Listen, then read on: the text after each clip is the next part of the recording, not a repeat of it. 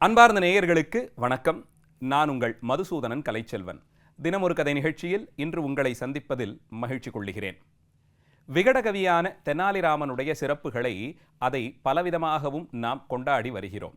அவன் காலத்திற்கேற்றார் போலும் அந்த இடத்திலே நடக்கக்கூடிய சூழ்நிலைக்கேற்றார் போலேயும் தன்னைத்தான் ஆக்கிக்கொண்டு உடனடியாக ஒரு திட்டம் தீட்டி அங்கே காட்சிப்படுத்தப்படும் இன்னல்களிலிருந்து, அங்கே நடந்து கொண்டிருந்த நிலைகளிலிருந்து தன்னையும் காத்து கொண்டு அங்கே இருக்கக்கூடியவர்களையும் காத்த சிறப்பு விகடகவி தெனாலிராமனுக்கே உரிய தனித்தன்மை. விகடகவி என்ற சொல்லே விசித்திரமான சொல். அதை இடமிருந்து வலமாகவோ வலமிருந்து இடமாகவோ எப்படி படித்தாலும் ஒரே சொல் வரக்கூடியது. அதுபோலே கவிபாடக்கூடியவர்கள், இந்த விகடகவி தன்மையிலே கவிபாட வேண்டும் என்றால் அதிலே ஹாஸ்யம், மகிழ்ச்சிக்கான இடம் அது அதிகமாகவே இருக்கும். நகைச்சுவைக்கான முக்கியத்துவம் கொடுப்பார்கள். நகைச்சுவை என்பது ஏதோ பொழுதுபோக்காக கழிந்து விடுமா என்று கேட்டால் அப்படி இல்லை. அவர்கள் செய்யக்கூடிய நகைச்சுவையின் மூலமாக அங்கே இருப்பவர்களுக்கு நன்மை ஏற்படுத்தும் விதமாக, மற்றொருவருடைய மனதை புண்படுத்தாது, அதே நேரத்தில் அங்கே இருக்கக்கூடியவர்கள் யாராவது தவறு செய்தால் இவர்கள் செயல்பாட்டின் மூலமாக அதை சுட்டிக்காட்டி திருத்தி நல்வழிப்படுத்துவதாக அமையும். இதிலே தெனாலிராமன் தனிச்சிறப்பு பெற்று விளங்கியதால் தான் மாமன்னர் கிருஷ்ணதேவராயருடைய அவையை அலங்கரிக்கக்கூடிய பெரும் பதவியை இவருக்கு கொடுத்திருந்தார். அந்த விதத்தில் கிருஷ்ணதேவராயரை முதலில் காணச் சென்ற தெனாலிராமன் எப்படியாவது அரண்மனைக்குள்ளே சென்று விட வேண்டும், தன்னுடைய தனித்திறமைகளை, விகடகவி தன்மையை மன்னர் முன்பாக அரங்கேற்றம் செய்ய வேண்டும், இதற்கு தகுதியாய் ஒரு வாய்ப்பு வேண்டும் என்று காத்து கொண்டிருந்தான்.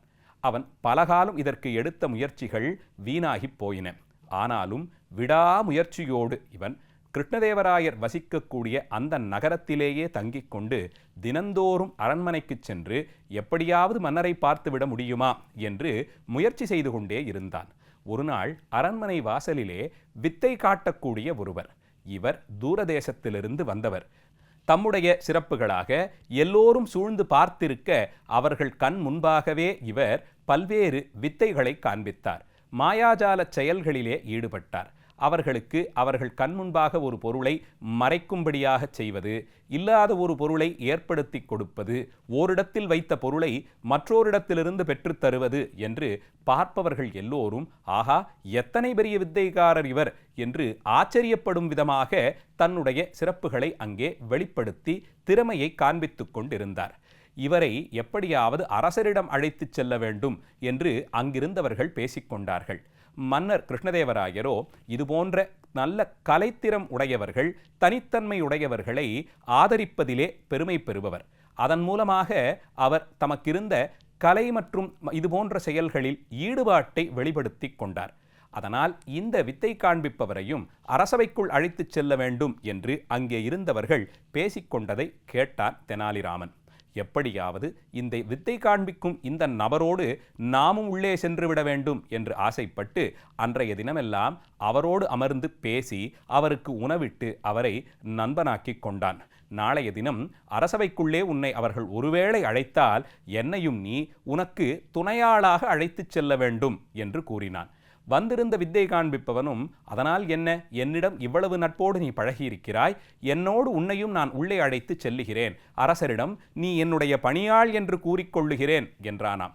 இதனால் நிம்மதி பெருமூச்சு விட்டான் தெனாலிராமன். அரசரை பார்ப்பதற்கு எடுத்த எல்லா முயற்சிகளும் தோற்றுப்போக இன்றைய தினம் எப்படியாவது அரசரை பார்த்து விடுவோம் என்று மகிழ்ச்சியோடு இருந்தான். அதுபோலே அன்றைய தினம் மாலை வேளையில் அரசருடைய ஓய்வு காலத்தில் வித்தை காண்பிப்பவரை அரசவைக்குள் அழைத்து வந்தார்கள். மன்னர் அரியாசனத்திலே அமர்ந்திருக்க அவர் முன்பாக இருந்த அந்த தர்பாரிலே மிகவும் நெருக்கமானவர்களும் முக்கியமானவர்கள் மட்டும் வீற்றிருக்க தெனாலிராமன் இப்படி ஒரு சந்தர்ப்பத்தில் கிருஷ்ணதேவராயரை பார்த்தோமே, இந்த இடத்தில் தன்னுடைய தனித்திறமையை வெளிப்படுத்த வேண்டும் என்பதற்கு ஆவலாக காத்திருந்தான். வந்திருந்த தூரதேசத்து அந்த வித்தைக்காரனும் தான் கற்ற நல்ல வித்தைகளையெல்லாம் மன்னர் முன்பாக காண்பித்தான். மன்னரும் மிக மகிழ்ச்சியோடு அவற்றை இன்பமாக பார்த்து காலங்கழித்தார். அந்த நிகழ்ச்சியின் நிறைவிலே மன்னர் அவருடைய திறமையை வெகுவாக பாராட்டி பல்வேறு உயர்ந்த பரிசுகளை தர வேண்டும் என்று ஆசைப்பட்டார். பெரிய பொற்கிழி ஒன்றில் நிறைய பொற்காசுகளை இட்டு அவனுக்கு தருவதற்கு ஆணையும் பிறப்பித்தார். மன்னர் கேட்ட பரிசுகளெல்லாம் அந்த இடத்தில் வந்து சேர்ந்தன. அவற்றையெல்லாம் கொடுத்துவிட்டு இறுதியாக 1000 பொன்முடிப்பு அந்த பொற்காசு குவியலை அந்த வித்தைகாரருக்கு கொடுக்க செல்லும்போது தெனாலிராமன் குறுக்கிட்டான். மன்னர் பெருமை, நான் இவருடைய பணியாள்தான். ஆனால் இவரை விடவும் நான் திறமைசாலி. என்னுடைய திறமைகளை தங்கள் முன்பாக காண்பிக்க சற்று அவகாசம் கொடுக்க வேண்டும், எனக்கென்று கொஞ்சம் நேரம் ஒதுக்க வேண்டும் என்று கேட்டுக்கொண்டானாம். இதை கேட்ட மன்னர், ஆஹா, அதனால் என்ன, அவனுடைய பணியாளாக இருந்து கொண்டு நீ கற்ற வித்தையையும் இங்கே காண்பித்துக் கொடேன் என்று ஆணையிட்டார். தெனாலிராமன், ஆஹா, இப்படி ஒரு நேரம் வந்ததென்று மகிழ்ந்தான். ஆனால் வித்தை காண்பித்துக் கொண்டிருந்த அந்த வித்தைக்காரனுக்கு கோபம் வந்தது. இது என்ன அநியாயம், நான் தான் இவனுக்கே குரு, என்னிடம்தான் இவன் கல்வி பயின்றிருக்கிறான், என்னிடமிருந்துதான் இந்த வித்தைகளை அவன் கற்றிருக்கிறான். அப்படி இருக்க நானன்றோ இந்த இடத்தில் இவனுக்கான குருநாதராக இருந்து பரிசை பெற வேண்டியது, என்னை விட சிறப்பாக அப்படி என்ன வித்தை இவன் காண்பிப்பான் என்று கோபப்பட்டான். இந்த காரணத்திற்காகவே அங்கே ஒரு குழப்பத்தை விளைவித்த தெனாலிராமன், ஐயா கோபப்படாதீர்கள், நான் உங்களிடம்தான் கல்வி கற்றேன், ஆனால் உங்களை விடவும் திறமை அதிகமுடையவன், அதனால்தான் என்னுடைய திறமைகளை இங்கே காண்பிக்காமல் நீங்கள் மறைத்து விட்டீர்கள் என்றான். இதை கேட்டு கோபம் கொண்ட வித்தைக்காரன், அப்படி என்ன, என்னை விடவும் நீ திறமைக்காரன், என்னால் செய்ய முடியாத எதை நீ செய்து காண்பிக்க இருக்கிறாய் என்று கேட்க தெனாலிராமன், ஐயா ஒரே ஒரு போட்டிதான், மன்னர் முன்பாகவும் மற்றைய இந்த அறிஞர் பெருமக்கள் முன்பாகவும் நான் கண்களை மூடிக்கொண்டு செய்யக்கூடிய வேலையை நீங்கள் கண்களை திறந்தபடி செய்வித்து காண்பிக்க வேண்டும் என்றானாம். இதை கேட்ட பொழுதில் கோபத்தால் அறிவுக்கண் மறைந்திருந்த வித்தைக்காரன், இது என்ன பிரமாதம், எந்த ஒரு வேலையையும் நீ கண்ணை மூடிக்கொண்டு செய்வதை நான் கண்ணை திறந்து கொண்டே செய்கிறேன், எங்கே உன் திறமையை காண்பித்து கொடு என்றானாம். உடனடியாக அங்கே சம்மனமிட்டு அமர்ந்து கொண்ட தெனாலிராமன் அங்கே இருந்த மண்ணிலிருந்து ஒரு கைப்பிடியை அள்ளினான்.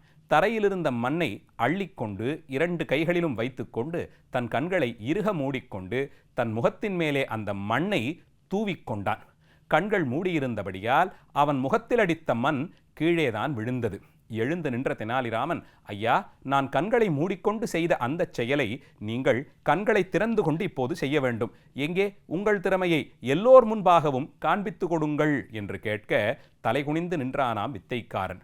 மன்னர் வெகுவாக சிரித்து மகிழ்ந்தார். இவர் யார், இதுவரையில் இவரை நான் பார்த்ததில்லையே என்று கேட்க அப்போது அங்கு வந்த இந்த வித்தைக்காரன், ஐயா, எனக்கும் இவரை யார் என்று தெரியாது, என்னிடம் வெளியே நான் வித்தை காண்பித்த போது நட்பு பாராட்டினார், உங்களை காண்பதற்கு இதை ஒரு சாக்காக ஏற்படுத்தி கொண்டு என்னோடு உள்ளே வந்து விட்டார் என்று உண்மையை கூற மன்னர் அவரை அழைத்து தெனாலிராமனிடம் அவரை பற்றிய விவரங்களையெல்லாம் சேகரித்து கொண்டு அவருக்கும் பரிசு கொடுத்து நீயும் அரசவைக்கு அவ்வப்போது வந்து போகலாம் என்று அனுமதியும் கொடுத்தார். இப்படி மன்னரோடு அந்த நெருக்கத்தை தெனாலிராமன் தனக்கே உரிய விதத்திலே ஒரு நிகழ்ச்சியின் மூலமாக ஏற்படுத்தி கொண்டார் என்று பார்க்கிறோம். அதேபோலே அந்த நகரத்திலேயே வட்டிக்கு பணம் கடனாக கொடுக்கக்கூடிய ஒரு செல்வந்தர் இருந்தார். ஆனால் மகாலோபி, எந்த நேரத்தில் எப்போது வேண்டுமானாலும் கடன் கொடுப்பார்.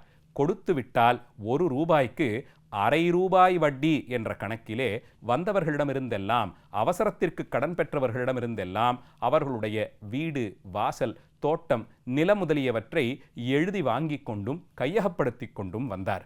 ஏழ்மை நிலையிலே தத்தளித்தவர்கள் வேறு வழி இல்லாமல் அவரிடம் சென்று பணங்காசு கடன் பெற்று தாங்கள் சேகரித்து வைத்திருந்த கொஞ்சம் காசு பணத்தையும் நிலத்தையும் வீட்டையும் இழந்து நின்றார்கள். இதை அறிந்த தெனாலிராமன், என்றாவது ஒரு நாள் இவனுக்கு நாம் பாடம் புகட்ட வேண்டும் என்று ஆசைப்பட்டு தகுதியான ஒரு திட்டம் தீட்டினான். அதன்படி இந்த செல்வந்தரிடம் சென்று, ஐயா, நீங்கள் விருந்து வைப்பதற்கான பாத்திரங்களை எல்லாம் வாடகைக்கு கொடுப்பீர்கள் என்று கேள்விப்பட்டேன். நாளைய தினம் எங்கள் வீட்டிலே சில முக்கியஸ்தர்களை அழைத்து விருந்து வைக்க இருக்கிறேன். அதனால் உங்களிடம் இருக்கக்கூடிய பாத்திரங்களில் சிலவற்றை எனக்கு கடனாக கொடுக்க வேண்டும் என்று கேட்டுக்கொண்டான். அவரும் இவர் அரசவையிலே இருக்கக்கூடியவர், அதனால் இவருக்கு கொடுத்தால் நமக்கும் நல்ல பெயர்தானே என்று கருதி தன்னிடம் இருந்த பாத்திரங்களையெல்லாம் காண்பித்து, இதில் என்னென்ன வேண்டுமோ அவற்றை இந்த புத்தகத்தில் கணக்கெழுதி வைத்துவிட்டு எடுத்துச் செல்லுங்கள் என்றார். அதன்படி தெனாலிராமனும் 10-15 பாத்திரங்களை பெற்றுக்கொண்டு நாளைய மறுநாளே கொண்டு வந்து கொடுத்து விடுகிறேன் என்று கூறி விடைபெற்றார். ஓரிரு தினங்கள் கழித்து நிகழ்ச்சி முடிந்ததாக கணக்கில் கொண்டு தெனாலிராமன் கடனாக பெற்று சென்ற பாத்திரங்களையெல்லாம் கொண்டு வந்து அவரிடம் ஒப்படைத்தான். அந்த தனிகர் அவற்றையெல்லாம் எண்ணி பார்த்தபோது தாம் கொடுத்ததை விடவும் 6-7 சின்ன சின்ன பாத்திரங்கள் அதிலே கூடியிருப்பதை பார்த்தார். இந்த பாத்திரங்களை நான் கொடுக்கவில்லையே, நான் கொடுத்தவற்றோடு இவற்றை ஏன் சேர்த்து கொடுக்கிறீர்கள் என்று கேட்டார். தெனாலிராமன் சாதுரியமாக, ஐயா, நீங்கள் உங்கள் பாத்திரங்களை கொடுத்தீர்களே, அதிலே சில பாத்திரங்கள் அளவிலே பெரிதாக இருந்தது, அவைகளெல்லாம் கர்ப்பவதியாக இருந்தன போலும், அது தெரியாமல் நான் பெற்று சென்று விட்டேன். எங்கள் வீட்டு நிகழ்ச்சி நடந்து கொண்டே இருந்தபோது கர்ப்பவதியான அந்த பாத்திரங்கள் மக்கட்பேறு கொடுத்தன. அவை இட்ட அந்த சின்ன குழந்தைகள் தான் குட்டி குட்டியாக இருக்கக்கூடிய பாத்திரங்கள்.